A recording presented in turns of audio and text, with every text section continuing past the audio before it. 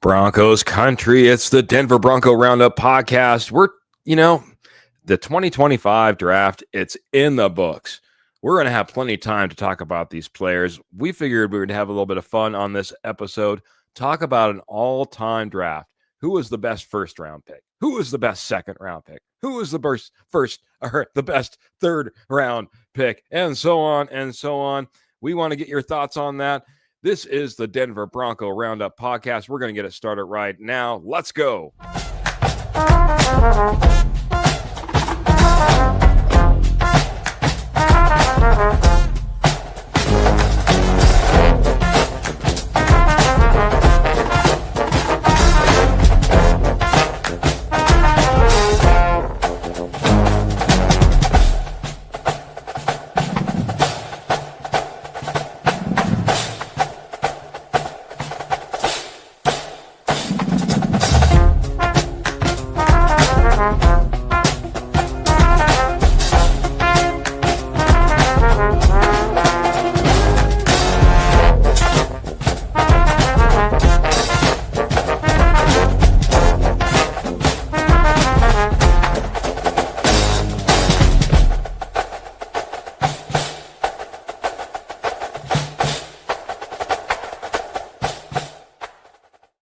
Well, hello, and welcome to the Denver Bronco Roundup podcast, man. My name is Keith Brugman. I'm a lead host on the Denver Bronco Roundup podcast, but I'm not alone, man. We're in here. We're going to be talking about an all-time draft. I got an all-time legend, man, the Bronco maniac from Maryland, the stepfather himself, Mr. Kenny Kirkpatrick. How you doing tonight, Kenny? Keith, I'm doing well. I'm doing awesome as always. It's Tuesday night, and what better way than to spend it with my with Broncos country, our posse, you and everybody else out there. And I got to spend it with my K&K partners as well tonight, just coming off a special Tuesday night show because we're basketball fans. Our Knicks Nuggets are doing well, but then we're Knicks fans on the East Coast, and they had a big game win victory, and they're playing tomorrow, so we skipped tomorrow's show and pushed it up to Tuesday. So, but here I am. And I'm ready to roll. We're going to have a fun one for everybody tonight. I wish the Broncos were playing tonight. And that was the reason that I wasn't podcasting. If that happened to be the reason we weren't podcasting tonight, Kenny. Can't wait for the season to start. Understand, fans of all sorts. Avalanche fans, we're saddened.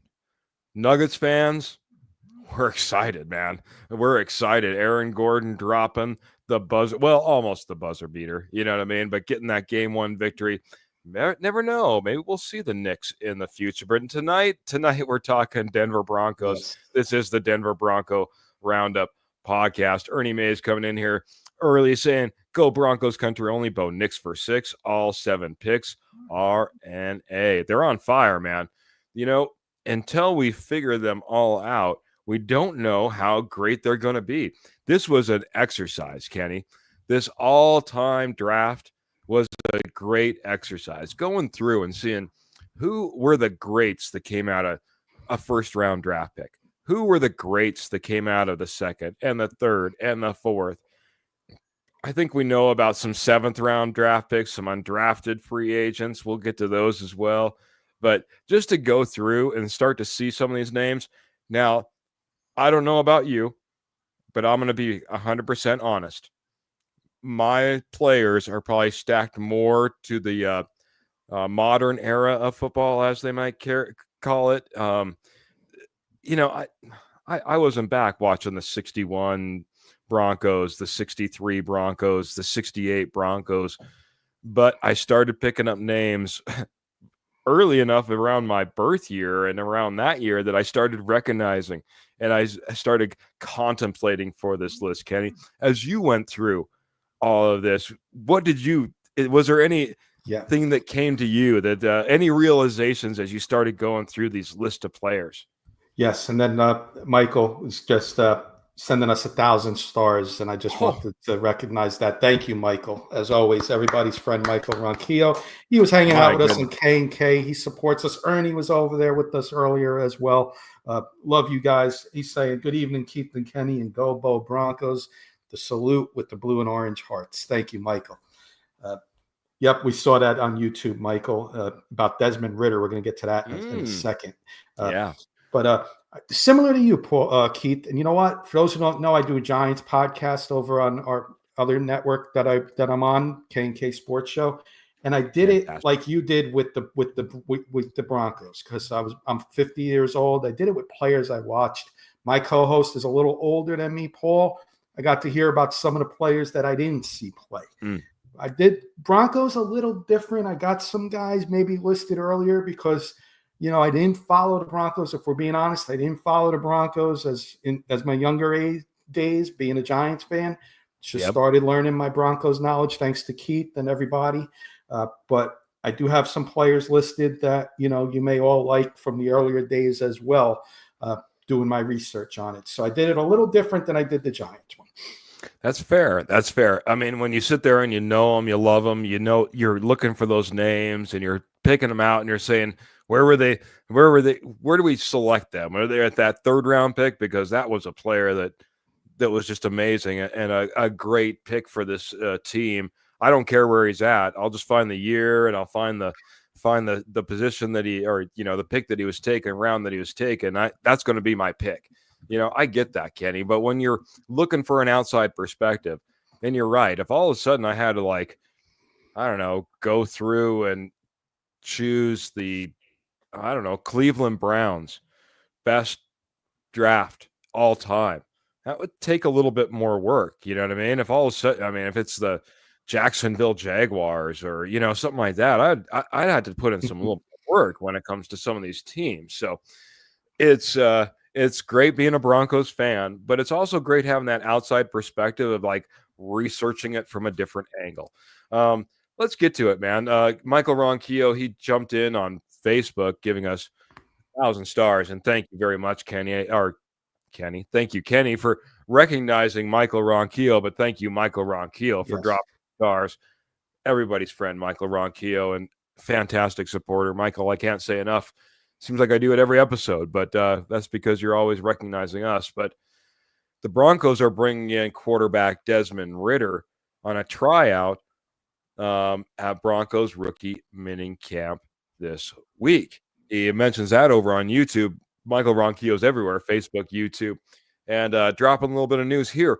What are your thoughts, man, as Desmond Ritter has, now seen a few stops around the league and now is getting a stop in the Mile High City, competing there at minicamp, giving them a good, decent live arm to be, throwing the ball? Why not? I have no problem with it. It's not costing you anything. It's coming in for a tryout. He does well, beats out, can beat out Sam Ellinger. He's your number 3 quarterback. I have no issues with it. I actually like it. I liked Desmond Ritter, the college quarterback out of Cincinnati.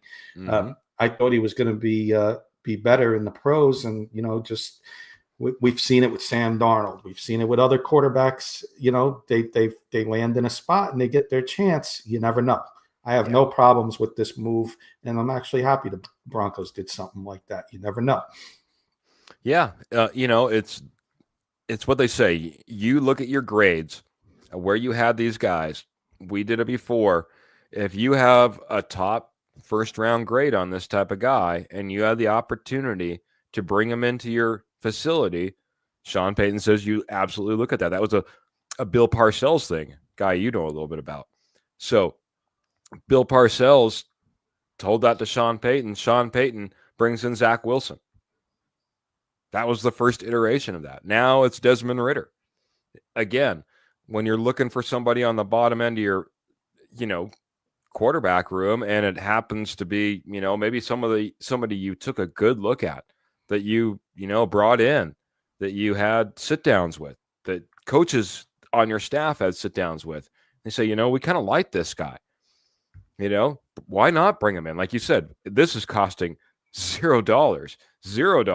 So good move by the Denver Broncos, and good to see, them being innovative, creative, not just thinking about college scouting, but thinking about that pro scouting side as well. I think they've done a fantastic job that way. Fantastic seeing Karen coming in here saying, good evening, all. My son's surgery went well, thank goodness. Yes. The doctor said it looks Benign. benign, but still awaiting pathology part. I should have you read this. We're ready for football here. You're the doctor over here, the closest thing we have to a doctor. I should have you reading this one. That's Kenny, for promising news, Karen. Very promising, and we couldn't be happier for you. That the benign for those who don't know means non-cancerous tumor. Yes, absolutely. Need to get my I got my distance glasses and didn't get my close glasses, and that's killing me tonight. So Rodney Garcia coming in saying, "Good evening, Keith and Kenny and Broncos country. I hope our defense is one of the greatest again of all time this year." Talking about all time, we'll be doing all time drafts. We'll have some defensive players on here. Oh yeah, but Kenny, all time. Do you think the Denver Broncos have the opportunity to be one of the best all-time Denver Bronco defenses? Not all-time NFL defenses, just all-time Denver Bronco defenses with the players, the draft picks, Vance Joseph, what we saw last year. You put that all together. Are we have that potential? Ceiling could be that high, but I don't want to jinx anything there. Let's just have them be a top 5 defense this year, and then Rodney will go the next step forward. Top 3 best defense, and then one of the best of all time. Let's take it step by step. Let's be a top 5 defense first, and then let's go from there. There you go. I like it. Kenny's like, let's not get ahead of ourselves. Let's take those baby steps. Let's not put the pressure on ourselves. Let's go out there and perform. And I like that. Clayton's coming in there saying, hey, guys, and smash that like and share, guys. Clayton has like the best calling card when it comes to entering a podcast. We always know it's him. Even if these comments, which StreamYard sometimes has issues, knock on wood, that's been a long time. But I would always know it's Clayton. That's for sure. It would be a great voiceover for our shows. Hey, guys, smash that like button and share, guys. Clayton's voice. Let's do it, Clayton. Let's get you as a voiceover. You got it. Yeah, we'll just drop you in audio as well as your comment. Good morning, fam, to Glenn Ashley. Good morning to you, Patrick. I got to give Glenn props. Hawaii. I got to give Glenn props. Okay. He watched K&K from Melbourne, Australia. He was with me the whole time on the Pickers in Draft Show draft grades yesterday. True supporter. Great to see you again, Glenn. Thanks for hanging out with the Denver Bronco Roundup tonight. And if you don't know, moving across the ocean from Australia to Mr. Patrick Wiltsey, one and only. If you probably know him from Lion Coffee, as Kenny is showing off there, but I know him as a great fan of this show. Heck, sometimes a contributor on this show as well. And good to see you here, Mr. Patrick Wiltsey. Absolutely. Man, what a start to the show. And everybody's family, so we just love this type of shows. Yeah, I'm just trying to get all the hellos in. Good evening for Mr. Roy Horseman. Roy Osborne saying, good evening, Horseman. It might be a war in camp in the running back room. We could dive into this as well, man. I'm excited for some of the battles that we might see in camp. Do you think it's going to be a tremendous battle in that running back room like Roy Osborne's alluding to here? I think it could be a war zone in the camp. I think McLaughlin's going to be on top of the pecking order to start, but he's going to be, they're going to be coming to chop him down, and that's RJ Harvey and Estime, 2 different style backs. So McLaughlin can go from top right to the bottom, and these guys can be just going like on a Ferris wheel, just round and round and round, and until somebody takes over. And let's hope eventually it's RJ Harvey, because I think he's got the most upside of the 3, and I think he could be something special if all turns out well. And can learn how to block. Not learn how to block. Can block at the NFL level. That's the right word to use. Mm-hmm. He's going to have NFL star players. He's not going to have, college players coming out that he's going to have to block. He's going to have to block the elite. And let's step it up, RJ Harvey, and you could be something special. Yeah, when Chris Jones comes in unblocked and you got to pick him up and you're RJ Harvey, it's a big task. You know, that's a different level than what you see in college. A different level. And speaking of McLaughlin's, I got to get over to Phil McLaughlin dropping 200 stars. He has a question for us as well, man. And thank you so much, Phil. Great supporter of the show as well. Everybody's pal, Phil McLaughlin, as Yeah, it's Kenny it. Everybody's Kirkpatrick would pal. say. Good evening, Keith and Kenny. What do you guys think about CBS Sports ranking our quarterback room the 8th worst in the league? Well, we just got done talking about Desmond Ridder coming in and competing with Sam Ellinger possibly for that 3rd spot. But then you have Jarrett Stidham and, of course, our potential franchise quarterback and one, Bo Nix. Kenny, does that equal out to be an 8th worst in the league? I guess that would make it, 24th overall in the league?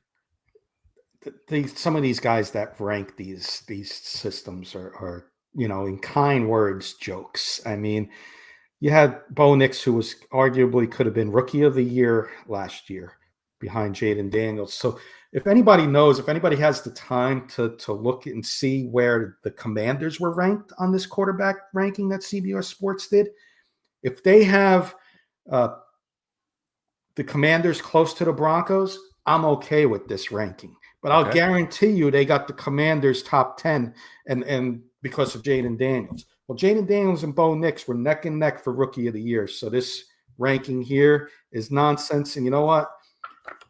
It's bulletin board material for Sean Payton right on the board for them to go and look every day and say 8th worst quarterback room when the quarterbacks go into the their meetings. They can look at that all year and be motivated. So thank you, CBS Sports, for ranking that. That's how I look at it. Okay, very good. I will say this, and I would agree with you. Jaden Daniels needs to be right there, almost dead even. Now, he did take home Offensive Rookie of the Year. I'll give him like 4 or 5 spots. You know what I mean? In front of Bo Nix. But Bo Nix did have one of the best, or one of the worst, performances when under pressure. He is heading into that sophomore year, and hey, I was on here last year talking how CJ Stroud could have struggles. It's about that sophomore season when everybody's gotten tape on you. And then all of a sudden, next year, how can you perform? But I'll say this. Bo Nix didn't have a tight end that he could rely on. Evan Ingram looks to be that solution.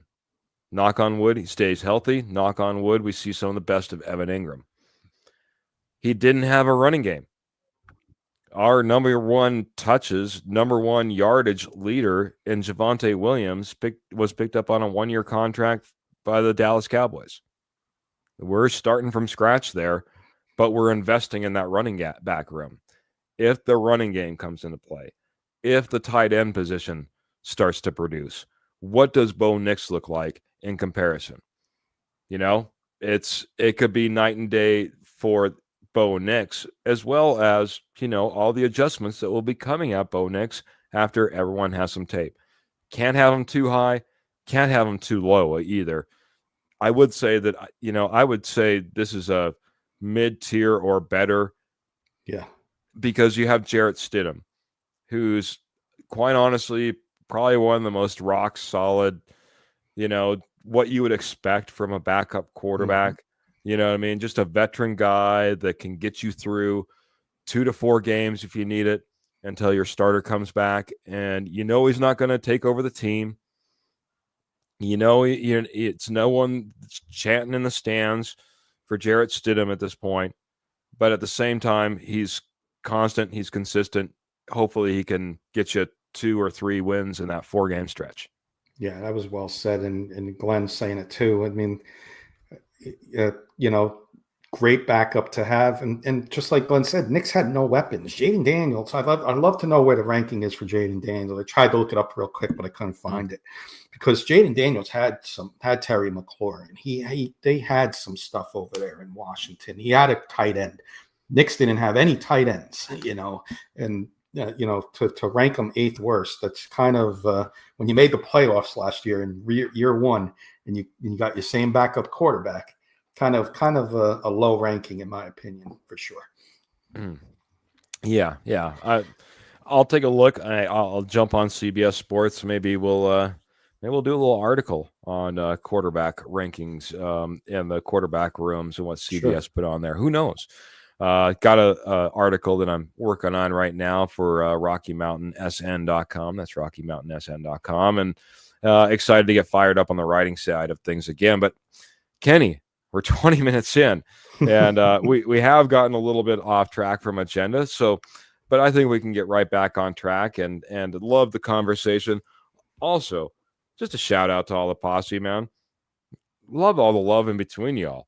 My goodness, there's more love in between posse members and saying hello and saying good morning and saying good evening and offering up prayers, and it's just great to have a fantastic community that I get to sit in on twice a week and be a part of and talk some Denver Broncos football. In the meantime, let's get to round one though, Kenny. We're trying to figure out all-time Denver Broncos draft. Who is and it's funny because you mentioned this. Everyone's like, oh man, our best player as ever were Peyton Manning and John Elway. And neither one of those guys were drafted by the Denver Broncos. And, even if John Elway was a first-round draft pick, he wasn't by the Denver Broncos. That was via trade. So that does not count. So now you start looking at other names in the first round, and that's where you got to start taking all these names into account. You said you went through a different process. How, if you want to talk about how you got there, but let's get to your first round pick in the process as well. Pro Football Focus. Went from year one from the Broncos, and amazing job that they did over there. I got to give them a shout out. I wrote down some guys of note. You said you didn't do the early guys, so I'll just name a couple guys that Floyd Little, 1967's first round pick could be worth mentioning. Randy Gradishar could be worth mentioning, 1974's first round pick. I could go two ways here. I'm going to give you my two choices. Mr. Steve Atwater, 1983. I'm sorry, 1989. Yep. But I'm going to go on a limb here because I see Ernie saying John Elway, 1983. Well, Elway wasn't picked by the Broncos, but you know who was? Mr. Chris Hinton, who got traded for John Elway. So Chris Hinton, in a shocker, is my number one first round pick because you get Elway. That's a little joke there. Okay. If you're cheating, Chris Hinton would be the pick. But I do like Steve Atwater, Keith, and I'd love for you to talk about him. But because I got some stuff about Steve Atwater, played 167 games, free safety, Hall of Famer, drafted in '89, 24 interceptions. Played all 10 years with the Broncos, except for his last year. He was with the Jets. So 10 years with the Broncos. Never played less than 14 games in his career. And I remember him just being a heavy hitter. You didn't want to catch the ball if you were a tight end or a receiver down the middle of the field with Steve Atwater, Keith. That's what I remember from him. But I know you could probably say a few more things about Mr. Steve Atwater, my first round pick. You're going with Steve Atwater. Nicely done. Nicely done. I like it, man. Steve Atwater, honestly, if I'm going to encourage anybody, head on over to YouTube, check out the Denver Bronco or the Rocky Mountain Sports Network page over on YouTube. I put up the clip of just Glenn Cadrez interviewing during the draft just a week or so ago, and him talking about Steve Atwater. Steve Atwater was an ultimate Bronco, an ultimate team player, an ultimate champion on this team. And I think the play that everyone is reminded of if you had to pick one play of Steve Atwater, it's when he met Christian Okoye in the hole and made Christian Okoye, the Nigerian nightmare, take two steps backwards. No one had ever done that. That was Steve Atwater, and that's Steve Atwater in a nutshell. So yeah, buddy, I like your pick with Steve Atwater. Talk to him down at training camp. Nice as could be guy. Just an amazing Hall of Famer for the Denver Broncos. Not a bad pick on this list.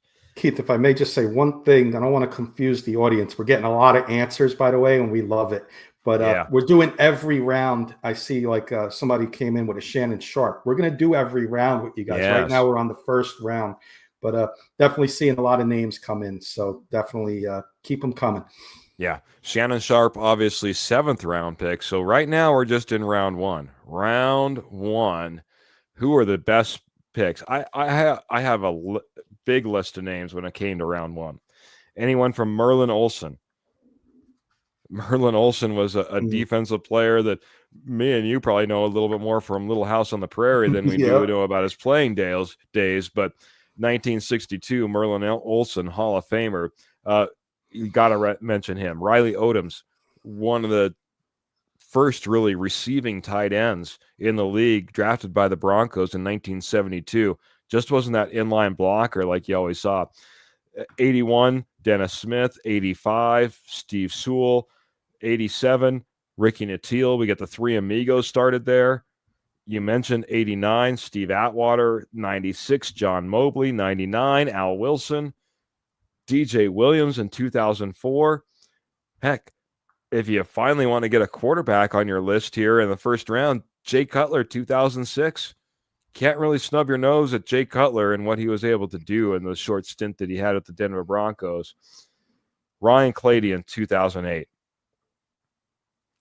Of all of these, man, and they just keep going. Garrett Bowles, 2017. Bo Nix. When does he get on this list? Yeah. Does he get on this list as a first-round draft pick?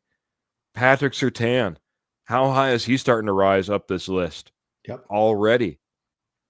But I got to go, man, with somebody that also won a Super Bowl for the Denver Broncos. Got to go with 2011 Von Miller. Yeah. Got to go with Von Miller. Classic Von, what he did for this team, how he carried this team in that Super Bowl, put it on his back, strip sack, fumble, recover for a touchdown, just absolutely demolishing the Carolina Panthers. I got to go with Von Miller. He brought us that championship. He was the man. He, a lot of Broncos country were saddened in his leaving. A lot of Broncos country have been pleading for him to return ever since he's left.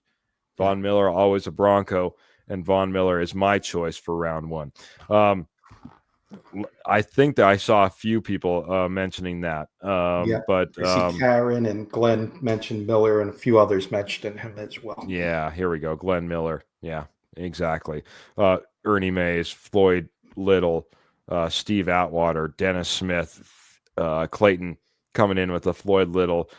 This one was high on my list. I had a hard time. If we were going to be like making sure that we got a different position, Randy Gradishar very well could have made my list here as well, because there might have been another place that I could have found a safety or something like that. But Randy Gradishar, welcome to the Hall of Fame, and deserves mentioning as well. So round 2, man. Let's dive right into it. We're clicking our right way on the clock. I can't believe it.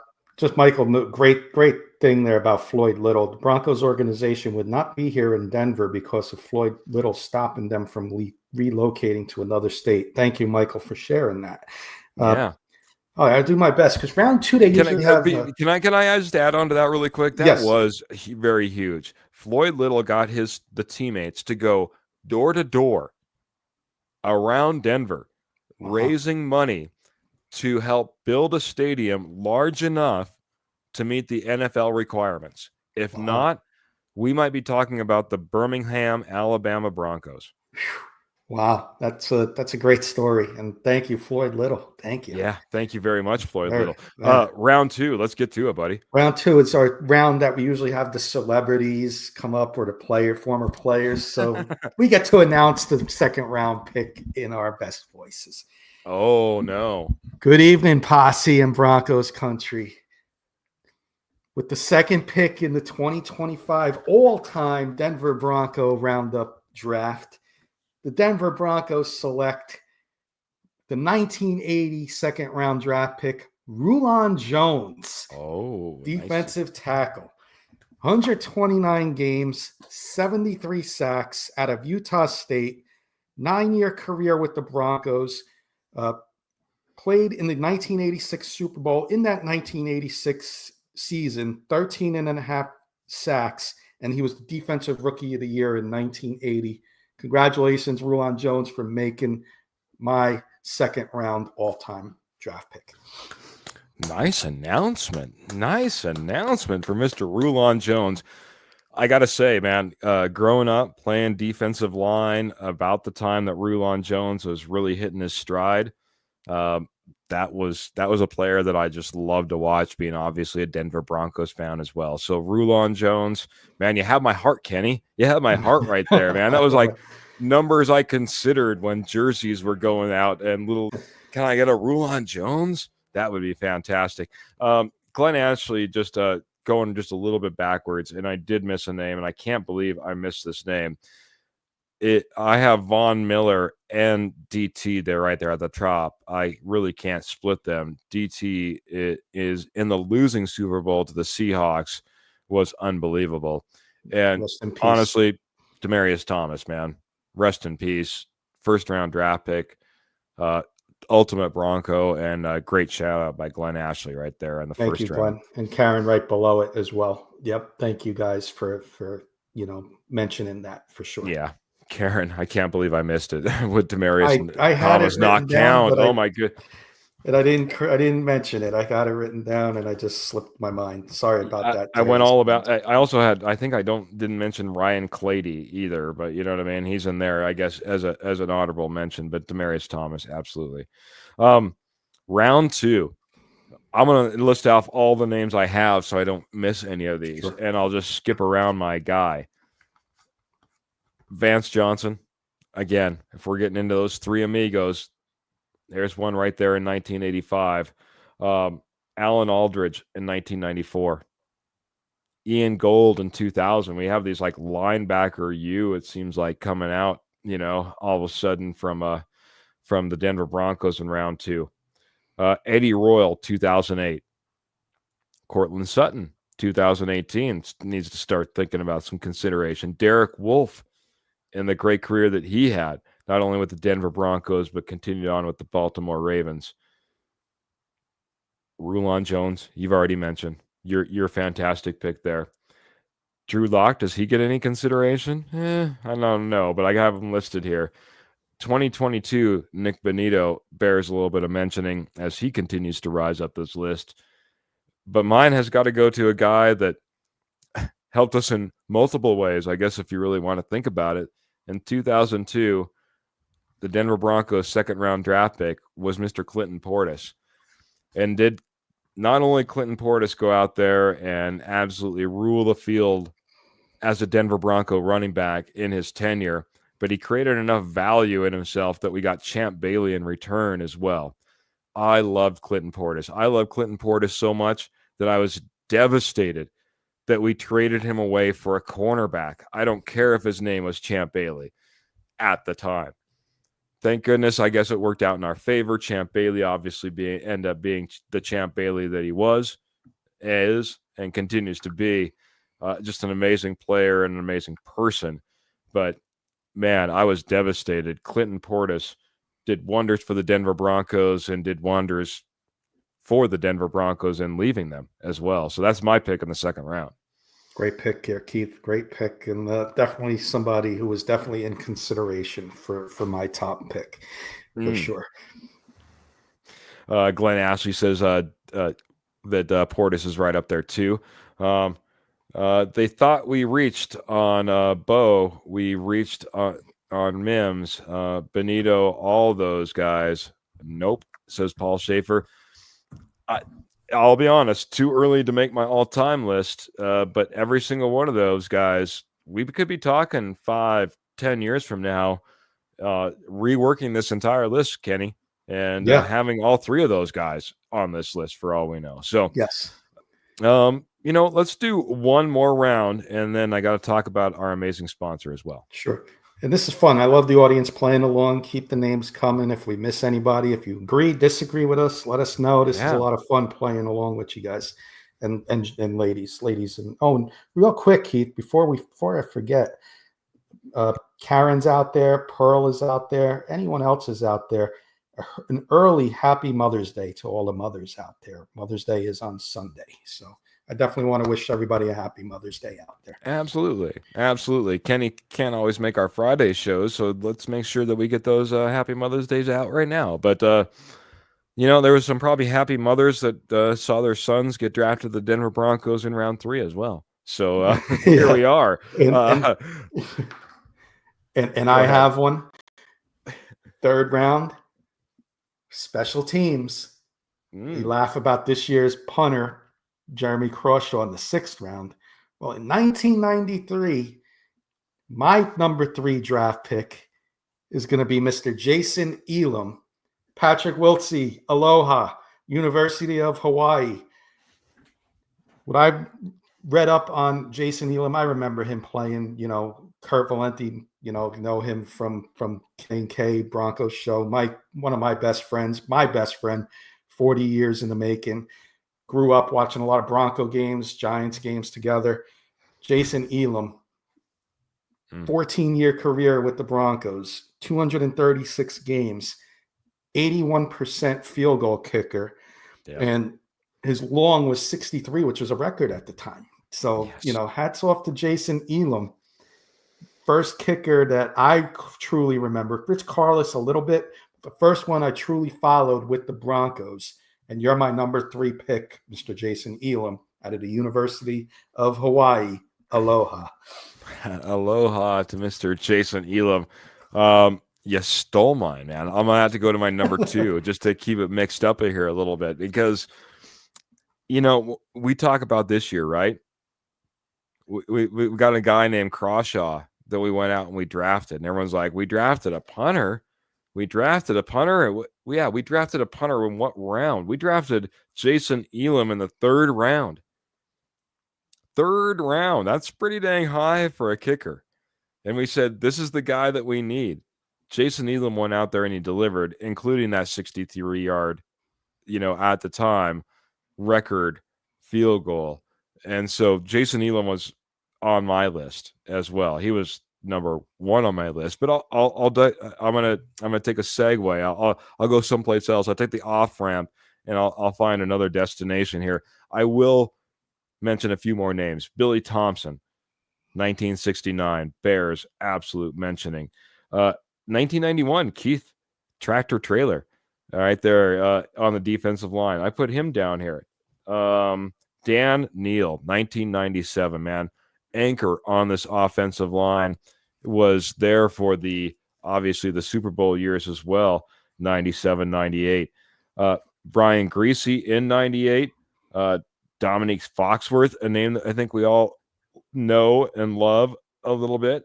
How about Ryan Harris, another offensive lineman for the Denver Broncos? Quinn Miners, he's going to start rising up this list if he continues his path that he's been on as of late.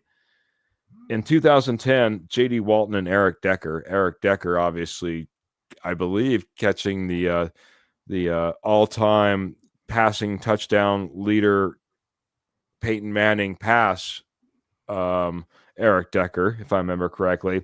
A name mentioned a little bit earlier, maybe future Hall of Famer Justin Simmons, 2016. That's a big one as well. For me, I went through my whole list of names. I'm gonna have to go Justin Simmons here. If I'm not gonna go, if I'm not gonna go with Jason Elam, and I didn't see enough Billy Thompson, and I'm gonna switch it up. I'm gonna go Dan Neal. Dan Neal, okay. 1997. He was so pivotal in what we put together on that offensive line, and a great one. So I think I'm going to go there. This is a tough one. You took away my guy. I get to go first next time. That's it. That's it, Kenny.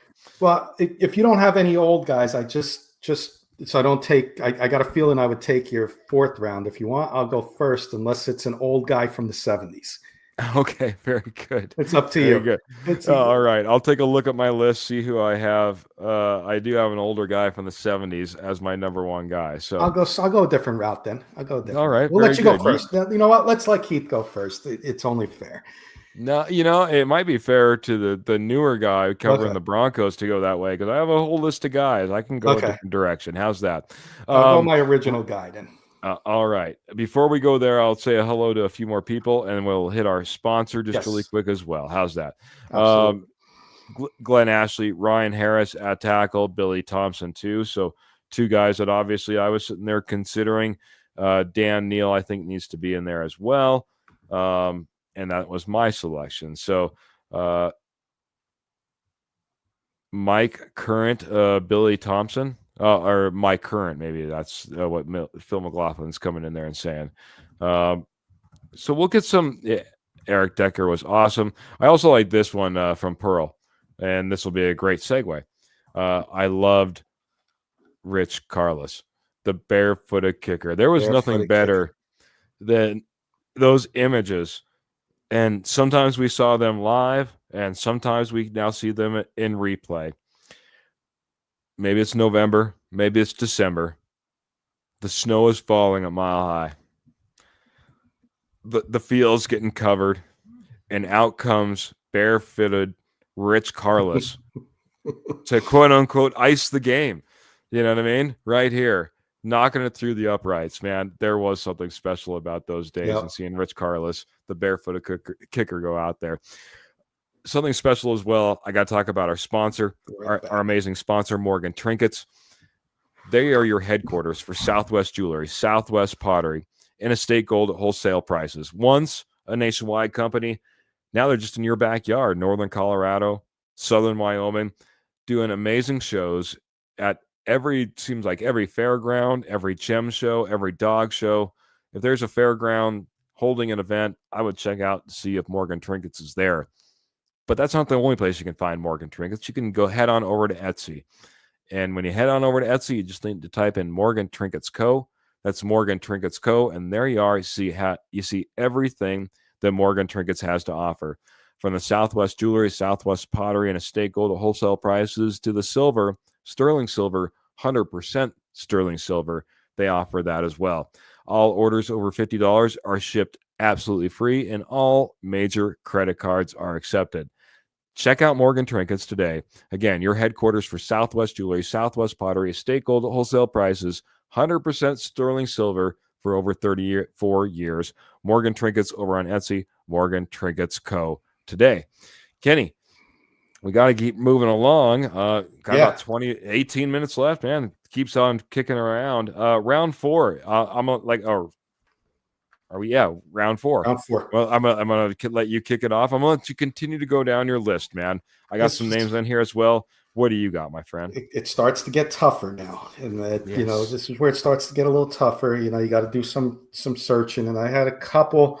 He didn't have a long career with the Broncos, but I'm gonna go Brandon Marshall. 4 years with the Broncos. 3 years, 3 of those 4 years, over 1,100 yards, over 100 receptions for 3 years, and 10 touchdowns in 2009. He went on to have a nice career with a few other teams, but for those 3 years, 3 out of 4 years with the Broncos, over 1,100 yards and over 100 receptions, I think worth mentioning there, and even though it was a short period of time.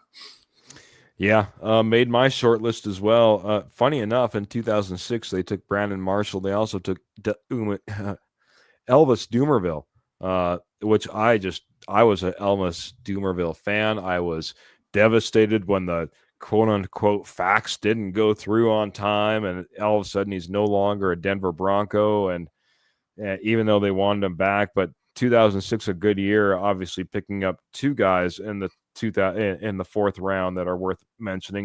1999, Landis Gary, one of those 1,000-yard rushers that Mike Shanahan continued to just pump out the door. I'll go to a couple different offensive linemen. 2001, Ben Hamilton. 2015, Max Garcia. A couple of stalwarts for this Denver Broncos offensive line throughout the years. Julius Thomas, the amazing tight end that we had catching touchdowns and passes alike from Peyton Manning for a couple of years. Rick Upchurch in 1975. You can't go around talking like you're a Denver Broncos fan if you don't mention Rick Upchurch. Lyle Alzado, 1971, one of the craziest players in NFL history. If you didn't get a chance to know, see, talk about, or talk around the water cooler about Lyle Alzado, go back. Just look up any clips of Lyle Alzado. He was one of the craziest man in football. Probably most known for being a Raider, though, not a Denver Bronco. I'll go to the guy that's known to be a Denver Bronco and known probably all over the country because of what he did after being a Denver Bronco, and him being hitting the media side of things, and that's Mr. Tom Jackson. Yeah, Tom Jackson, selected in 1973, really just changed the whole outlook on this Denver Broncos team, who they were, the identity that they had. Tom Jackson, Hall of Famer.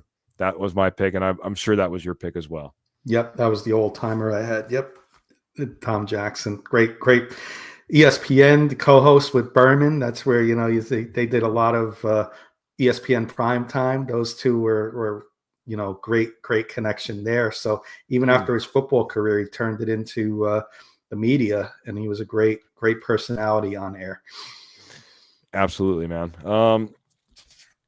So I gotta. Am I missing? Paul was wondering. Tom Nalen, and I think you mentioned Tom Nalen.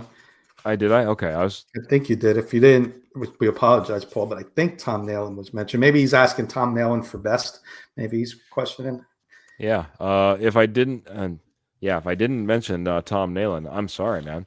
I'm sorry. So, Phil's saying he went bowling with Lyle Alzado. Heck of a guy. Wow. That's great. Love to hear those stories. Yeah. I would love to hear the whole story, frame by frame, Phil. That's quite a story, man. That's Lyle Alzado, from what I understood, he was an interesting character, and sometimes, I think he had a little bit of an issue, being around public sometimes, and I can't imagine doing I can't imagine doing all 10 frames. We're getting it's R-rated, unfortunately. So I'll have to do a special episode for that story, I guess. So, and yes, Graham, we will be doing an undrafted. That was the surprise, I guess you could say, that we were going to drop at the very end, but a little bit of a surprise. Yeah, absolutely. Round 5. Let's roll through this a little bit, man. This was really hard to find round 5, and everybody wants to go back and look at our round 5 draft picks for the Broncos in history. Whew. It's a jinxed pick. So I think nice for the 2025 class, we didn't have a 5th round pick. So I feel sorry for the 5th round picks, Audric Estime, Riley Moss. There's some current Broncos on here that were 5th round picks, but I'm feeling Keith and I may have the same guy here. I'll just say a couple things about him, but if it is, I know Keith will be able to say more about him. Sammy Winder, running back, 1982 to 1990 with the Broncos, 127 games, old school running back. You wanted somebody to block for Elway, he was going to do it, and he was one heck of one, in my opinion. He had 5,420 yards, 39 touchdowns, 1,300 yards receiving. Those numbers aren't, going to blow anybody out the door. But again, in the trenches type of guy, he would go to battle for you. And I remember the 1986 Super Bowl a little bit. And, our defense was trying to get to Elway. Sammy, he put his body on the line in that game. Yeah. So that's my pick in the 5th round. There's not much to go by in the 5th round. It was slim pickings. I think now that you mentioned it, it's like the shortest of the lists that I have available on my Yeah. pad here, man. Yeah. So it was. I mean, I'll go backwards first. Connor McGovern, 2016. This is a guy that continues to be in the league. Right now, last time I checked, he was a free agent, but he moved on from the Denver Broncos and did wonders up with the Minnesota Vikings. Connor McGovern probably bears a little bit of mentioning. Malik Jackson, 2012, had a great career as a Denver Bronco. Didn't do much after the fact, but was a big piece of what we were doing at the time.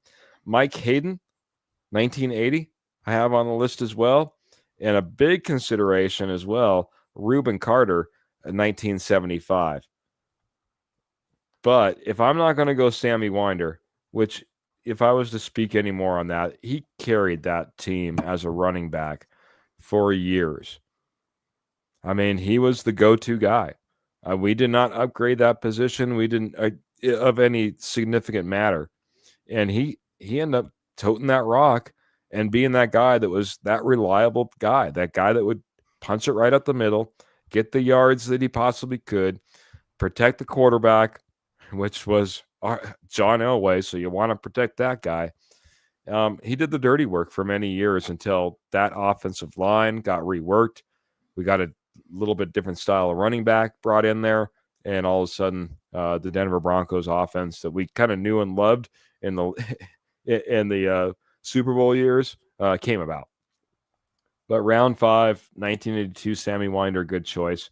If I'm going different though, 2006, Chris Cooper, again another offensive lineman for me, man. Maybe not the flashiest pick, but Chris Cooper was another stalwart that I think just bears mentioning. And if I'm not going Sammy Winder, which is a great pick here, like you said, it becomes a little bit more slim pickings. Chris Cooper is going to be my guy here. Big piece of that offensive line for many years. Picked up in 2006. Nice one there. I appreciate that, man. Yeah, and Chris Cooper, rest in peace. To his leg. Yeah. He just severely hurt it. Graham's saying he didn't. It's not amputated, but he's severely hurt. Thank you, Gotcha. Graham, for sharing that. Yeah, thanks for the update. I didn't realize Chris Cooper was having issues later, and I'm not sure what that's related to. But wouldn't put it past the many years that he put his life and his body on the line, I should say, for the Denver Broncos. Round 6, Kenny. We're almost there, man. We only got this round, next round, and maybe an undrafted free agent. Well, it's got to be Jeremy Crawshaw for me. No, I'm kidding. For those who don't know, been really not, we joke around saying excited about this pick. I just know Matt Hack is not going to be the punter and can't be the punter for the Broncos. So for those who don't know the inside joke, I've been really high on Crawshaw on our podcast and other podcasts as well. But I'm not going to say many things because I want Keith to talk about Mr. Terrell Davis as the obvious pick here. Yeah. Hall of Famer, played 7 years only and made it to the Hall of Fame because of those injuries that hurt his career short. 7,607 yards and had 2,008 yards and 21 touchdowns in that 1 year for him. If he had a career that reached 10 to 12 years, you may be looking at Terrell Davis as the all-time rushing leader. Career cut short, unfortunately. Sucks that his career was cut short, but thank you for 7 years and creating that mile-high salute, Mr. Terrell Davis. And I'm going to let Keith take over because I know he's got probably more to say about Terrell Davis than I do. I mean, what can you say about Terrell Davis, though, at the same time? He was the guy that changed this franchise into a Super Bowl champion. He was the running back that we needed. He was the yin to the yang of one John Elway. John Elway took us to multiple Super Bowls based on his arm, based on the wide receiver talent that we had. But we always knew we needed that running game. And all of a sudden, out of a flash in Tokyo, Terrell Davis hits the scene. 6th-round draft pick. Didn't even know if he'd make the team. Special teams unit in Tokyo. Preseason game. Blows up a guy on special teams. Everyone's like, ooh, take notice. Maybe that guy's a good special teamer. The rest is history, man. Because this guy, once he's hit the field, he gave it his all. You talked about the injuries that he went through, but he also had the migraines that he went through, including being in a Super Bowl and having a migraine. Mike Shanahan sending him out on the field saying, they'll never believe we're not running the ball if you're not on the field. And this is a fake. Just run to the right. John will get you near the ball so that we can make this work.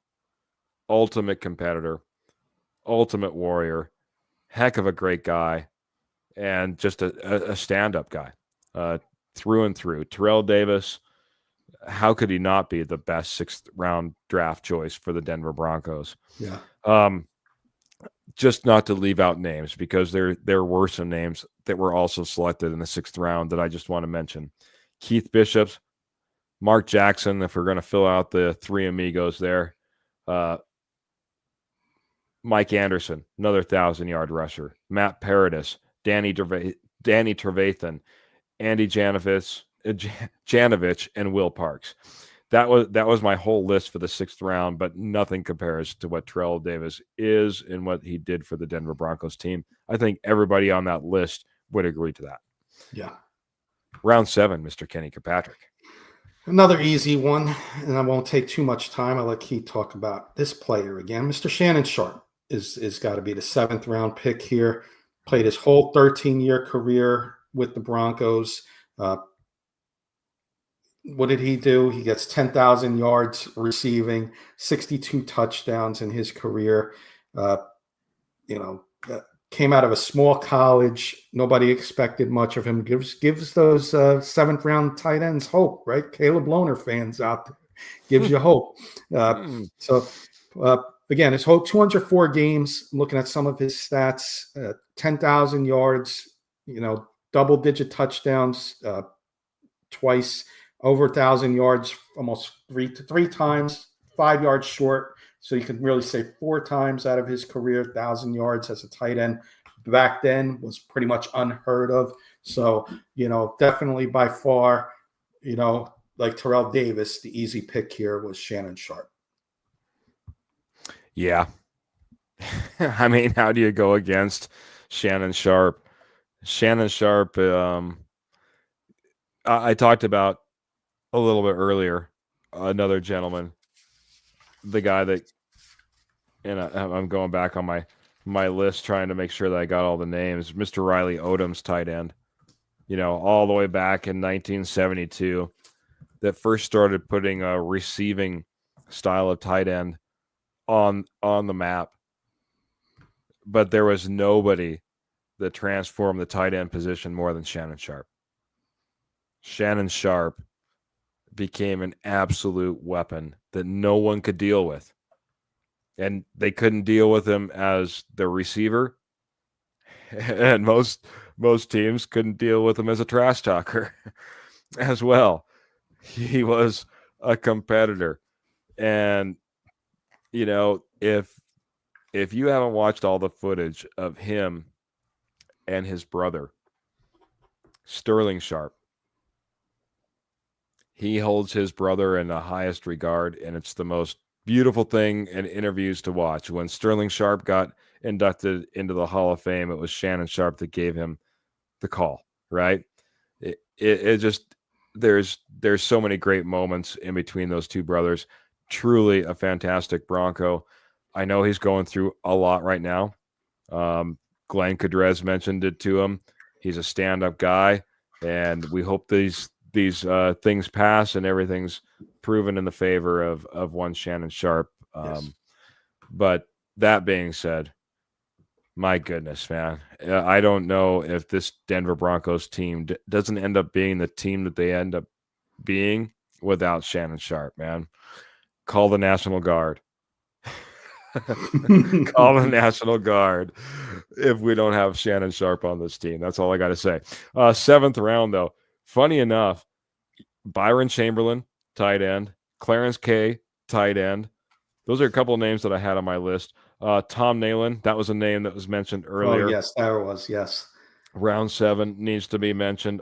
Also in 1994, Keith Burns was picked up. I know Glenn Cadrez, friend of the show, he loves Glenn Cadrez, or Keith Burns, good teammate of his that was picked up in 94. Virgil Green, Trevor Simeon, Peyton Hillis. Heck, he made the cover of Madden. Madden. Need to talk about him, I guess. Jonathan Cooper, one that was picked up in the 2021 NFL draft. We'll see where he ends up panning out all in all. But Kenny, man, we're right at an hour, and we're right at undrafted free agents. Yes. There are a few, but I think there's one that's gonna got to stick out. Yeah, and I went a different route here because maybe I didn't clarify this. I did go supplemental draft, which the NFL had That's right. years ago. So I went with a guy, very short career in the NFL due to his injuries, and that I thought he could have been really, really special. Bobby Humphrey. Bobby Humphrey is where I'm going to go here. A little different. I wanted to be different than my co-hosts. This way we had some more names to talk about. Bobby Humphrey was drafted in the supplemental draft. And for those who don't know what the supplemental draft was, when the original draft was over, they had a 3-round supplemental draft. And he was taken in the first round of the supplemental draft in 1989. Had a 3-year career with the Broncos. Third year was cut short to injury, played only 4 games. But in his rookie year and his second year, 1,151 yards and 1,200 yards. 7 touchdowns each of those 2 years, similar stats. And he also had 156 yards receiving, 152 yards receiving. But career really cut short due to injury, and I thought he could have been special. In 92, he played 16 games with the Dolphins and just couldn't get back to his Bronco form. Played 102 carries and 471 yards. So nowhere near what he was, and then never was in the NFL after that. So career cut short, but an excellent pick by the Broncos in the 1989 supplemental draft. Yeah, that supplemental draft, that would have to be the pick. I'd have to go back and look through that full supplemental draft picks, but I'll tell you, I loved Bobby Humphrey. It wasn't an injury that sent him out the door. It was Bobby Humphrey wanted a contract. Bobby Humphrey felt like he deserved a little bit more dough. And Dan Reeves at the time said, go find it. And I was devastated. What Bobby Humphrey was doing was everything that I wanted. I'll be honest, I know that we mentioned him a little bit earlier, but Steve Sewell, I knew wasn't that dynamic running back. I knew we needed something more. And all of a sudden, Bobby Humphrey came on the scene, and I thought he was that missing piece. End up being nothing more for the Miami Dolphins than about half of what he was for the Denver Broncos for 1 year, and then disappeared from existence. And you know, it's a sad tale of a guy that, like I said, I was devastated, man. I was so mad at Dan Reeves for getting rid for not signing up Bobby Humphrey, and maybe that's all he did have was those 2 seasons, or maybe he had many more being a Denver Bronco. We'll never know. You know, time never told that tale. But that was a great pick, man, because you didn't know it. That's a big one for me. That's a guy I absolutely loved watching back in the day. Yeah. I'm going to hit those undrafted free agents, though, and a lot of people have chimed in on here. Glenn Ashley, this there's a guy that met my list as well. Chris Harris Jr., Strap Harris, you know, undrafted free agent. What he did for the no-fly zone, man, you've got to mention one, Chris Harris. C.J. Anderson, running back, undrafted free agent. How can you not mention a C.J. Anderson as an undrafted free agent? What he did for the Denver Broncos organization. Jaquan McMillan's a undrafted free agent out there competing with the likes of Riley Moss, and now Jahdae Barron, undrafted Jaquan McMillan out there competing. Philip Lindsay. How about that one? A guy that rushed for over 1,000 yards, and Denver Bronco native and loved by many. Shaq Barrett, the edge rusher that ends up going on to the Tampa Bay Buccaneers and continuing to have a fantastic career beyond the Denver Broncos. But everyone said it. There really is only one. The one and only Rod Smith. Yep. Rod Smith carried us through so many years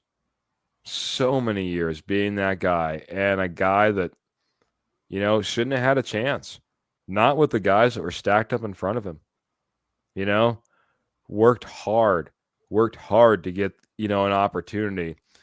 And then just his second year starts to get that opportunity. But Elway to Rod Smith, those calls, time and time again, what he brought to the field, how a guy like Rod Smith goes undrafted and then ends up being the player that he was for the Denver Broncos is beyond me. I mentioned every single three amigo as we went through this little draft process.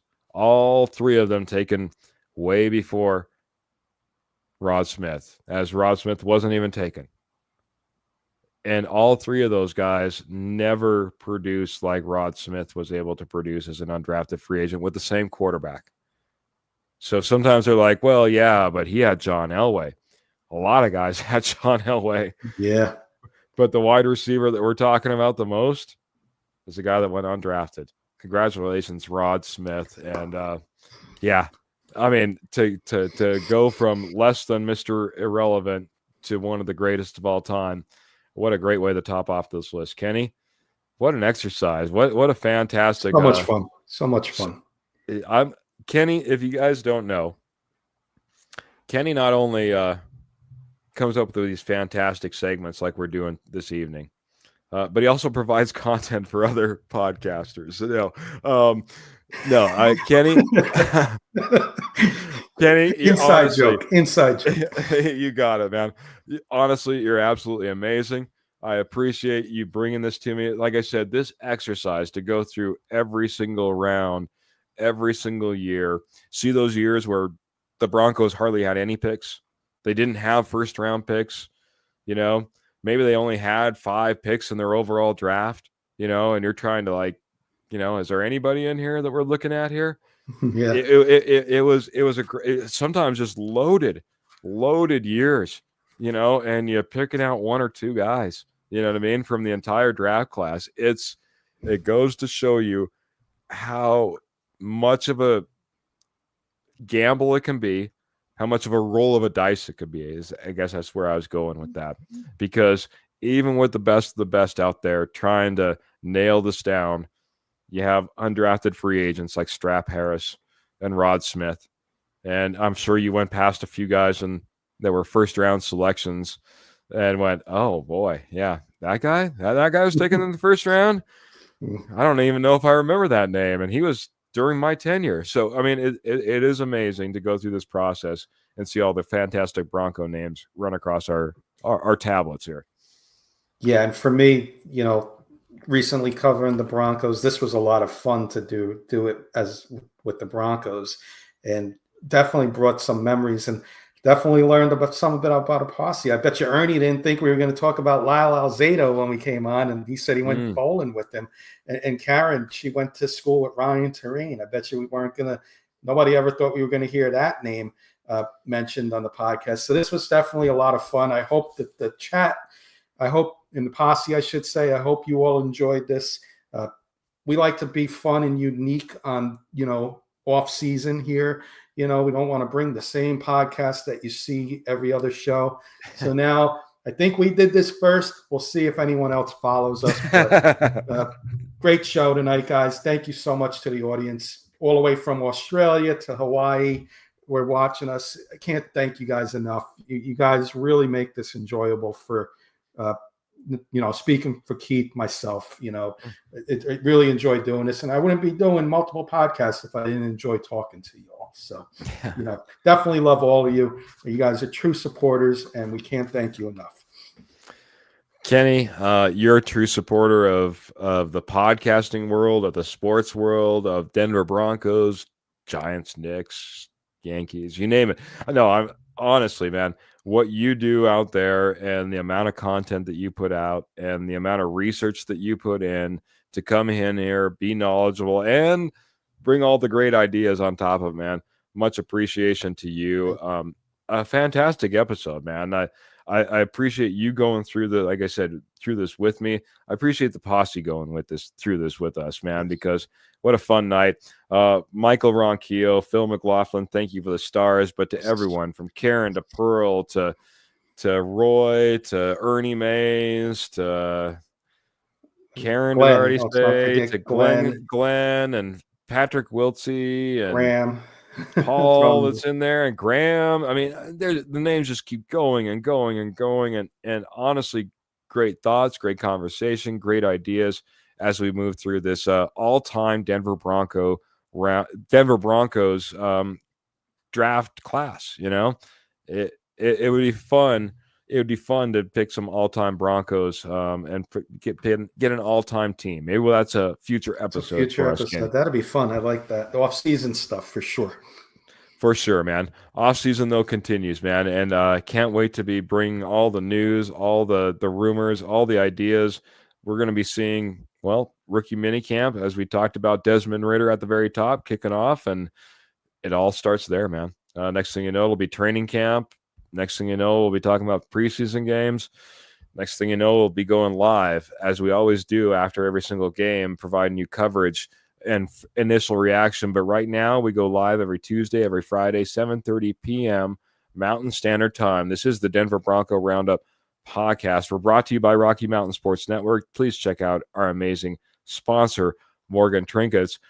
We loved hanging with you, but we do got to go. We go one way and one way only. Keep those boots in the stirrups, the guns in the holsters, everyone. And the Denver Broncos right there in your heart. Until next time, until Friday, have a great week, everybody. Can't wait to see you again. Good night.